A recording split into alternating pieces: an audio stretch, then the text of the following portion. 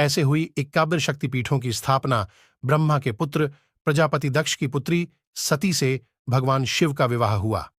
कुछ समय बाद दक्ष को पूरे ब्रह्मांड का अधिपति बना दिया गया। इससे दक्ष में अभिमान आ गया। वह अपने आप को सर्वश्रेष्ठ समझने लगा। एक यज्ञ में भगवान शिव द्वारा खुद को प्रणाम न करने पर दक्ष ने उन्हें अनेक अपशब्द कहे। दक्ष ने शिव को शाप दिया कि उन्हें देव यज्ञ में उनका हिस्सा नहीं मिलेगा। यह सुनकर नंदी ने भी दक्ष को शाप दिया कि जिस मुंह से वह शिव निंदा कर रहा है वह बकरे का हो जाएगा। कुछ समय बाद दक्ष ने एक भव्य यज्ञ का आयोजन किया।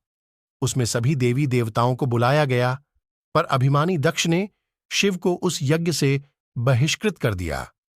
किसी तरह सती को यह पता चला तो उन्होंने शिव से उस यज्ञ में जाने की अनुमति मांगी। पहले तो शिव ने उन्हें समझाया, पर जब वे नहीं मानी तो उन्होंने सती को वहां जाने की अनुमति दे दी। सती अपने पिता के घर पहुंची तो दक्ष ने उनसे आंखें फेर लीं।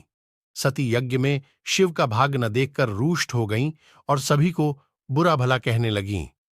यह सुनकर दक्ष ने भी शिव निंदा प्रारंभ कर दी। यह सुनकर सती को बड़ा दुख हुआ और उन्होंने योगाग्नि से अपने शरीर को भस्म कर दिया। यह देखकर शिव के गणों ने दक्ष यज्ञ पर हमला कर दिया, पर देवताओं ने उन्हें वहां से भगा दिया। वे शिव के पास गए और सारी घटना सुना दी। यह सुनकर शिव को बड़ा क्रोध आया। उन्होंने अपनी एक जटा को उखाड़कर जमीन पर मारा, जिससे वीरभद्र और महाकाली प्रकट हुए। शिव ने उन दोनों को दक्ष का यज्ञ विध्वंस करने की आज्ञा दी। उन्होंने पल भर में ही दक्ष का यज्ञ विध्वंस कर डाला और वीरभद्र ने दक्ष का सिर काटकर उसे यज्ञ कुंड में फेंक दिया।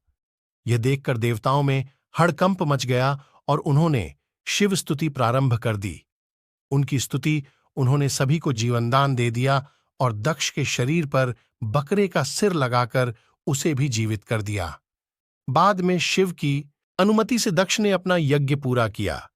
अपनी प्रिय पत्नी के शव को लेकर शिव पूरे ब्रह्मांड में घूमने लगे। उनके प्रताप से सारी सृष्टि जलने लगी। तब विष्णु ने अपने सुदर्शन चक्र से सती के शरीर के 51 टुकड़े कर दिए। ये टुकड़े जहां जहां गिरे वहां शक्तिपीठों की स्थापना हुई। तब सती का पूरा शरीर कटकर गिर गया तो भगवान बहुत दुखी हुए और कैलाश पर जाकर एकांत में समाधि ले ली।